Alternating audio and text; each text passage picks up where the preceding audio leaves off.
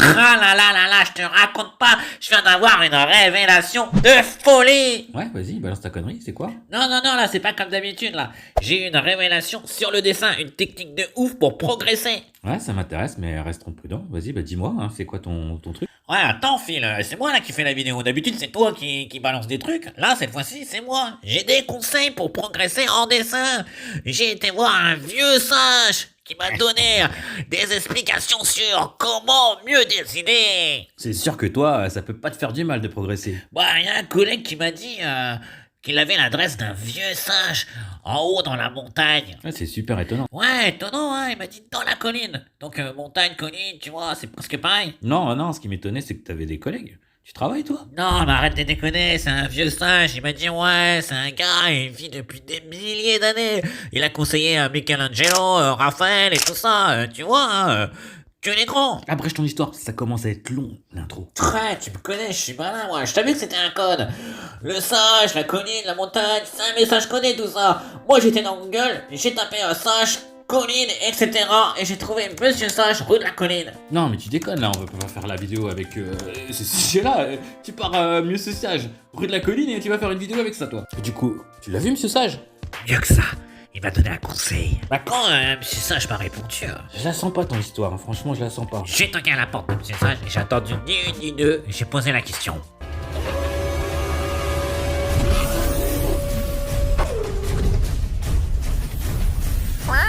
De tous vos élèves, quel est le meilleur conseil que vous ayez pu donner? Ah, elle est forte, la question, hein. Ouais, mais il m'a claqué la porte au nez. Je m'en doutais, hein. Tout ça pour ça. Attends, il m'a claqué la porte au nez, mais juste avant, il m'a dit le conseil ultime. Il m'a dit, prenez des cours sur l'anatomie, prenez des cours sur le squelette humain. Eh, petit bigorneau, t'es pas en train de nous raconter n'importe quoi? Non, je te jure, il m'a dit texto, occupez-vous de vos os. Finalement, c'est pas si bête. Juste après les génériques, je vous explique comment réaliser les os de la tête. Un petit cours d'anatomie vite fait, en 2-2 quoi. Et comme je vous kiffe, j'ai caché dans le générique de la vidéo des petits commentaires. Franchement, ils sont pas très bien cachés, les commentaires.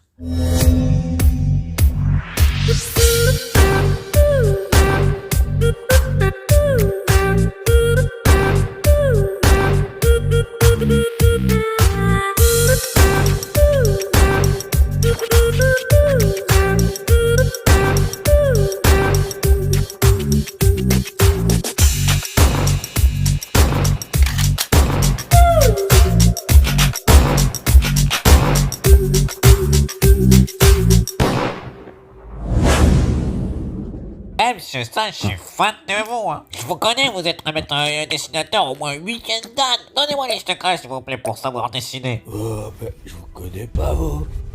Allez-vous-en et occupez-vous de vos œufs. Allez, Vincent, occupez-vous de vos os. Comment qui sait que mon troisième prénom, c'est Vincent? Il est fort, le gars. C'est encore un message codé. Comme vous l'avez compris, cette petite vidéo sur l'anatomie commence sur un malentendu. Par contre, ça va nous permettre d'aborder un sujet fun qui est le squelette humain et l'anatomie. On va dessiner rapidement ensemble une tête de squelette, ce qui va nous permettre de prendre un peu de niveau pour dessiner la tête de personnage. Même si on ne le voit pas, le squelette, c'est les fondations de vos personnages et ça va vous permettre de mieux appréhender la suite avec les tissus. Et je pense que vous avez déjà vu un squelette humain. Mais peut-être que regarder le squelette humain ensemble sur tous les angles va nous permettre un petit peu de vous débloquer un petit peu des compétences. Vous allez voir que c'est bien plus simple d'appréhender un personnage en commençant par son squelette. En haut à droite, je vous mets un timelapse de mon personnage que j'ai créé en même temps inspiré de ce squelette. Et en bas, on retrouve le crâne d'humain en proportion réaliste. Alors, Phil, pourquoi c'est bien plus simple de commencer un personnage en faisant son crâne? De voir le crâne humain en 3 dimensions permet de se simplifier la vie. À l'écran, vous voyez de différentes couleurs les parties qui sont importantes à différencier sur le crâne d'un homme. Il ne vous a pas échappé que le crâne humain est creux et donc c'est à l'intérieur que vient se loger le cerveau.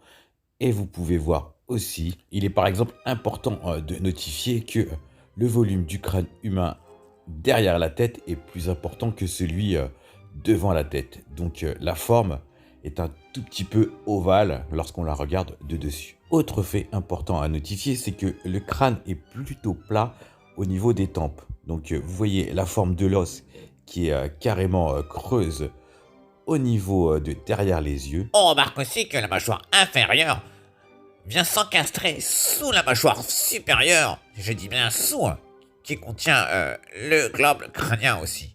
Il y a un seul bloc avec la mâchoire supérieure et le globe crânien. Sous les deux grosses cavités des yeux, on vient retrouver l'os des zygomatiques.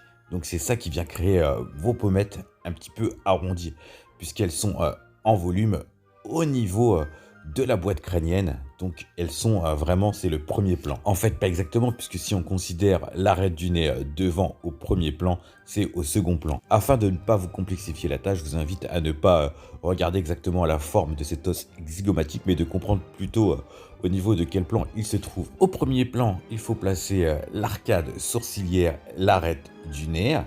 Il faut ensuite, au second plan, mettre le front, l'os zygomatique qu'on vient de voir. On voit aussi au premier plan la mâchoire supérieure et inférieure sur le devant, puisqu'elle vient s'arrondir en venant derrière le crâne. Et enfin, tout en bas, le menton. Donc tout ça est à peu près sur le même plan. Donc il faut savoir que toutes ces parties sont vraiment très proches de la peau. Il y a peu de muscles et de matière graisseuse à ce niveau-là.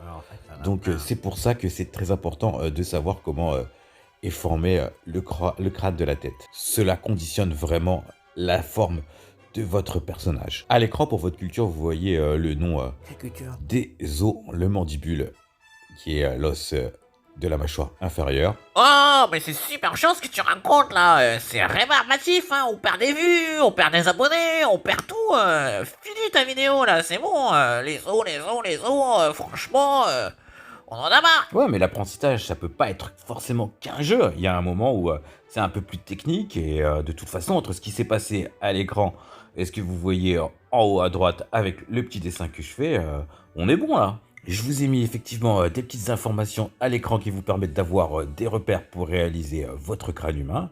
On finit sur mon petit personnage que j'ai créé. Ah, mais le crâne que t'as dessiné là, c'est toi ça, non? Non, je crois pas, non. C'est pas moi ça, non. Ouais, pourtant quand on regarde bien, on dirait toi, hein. Je raconte n'importe quoi, y a rien qui peut le rattacher à moi. Oh, tu rigoles ou quoi?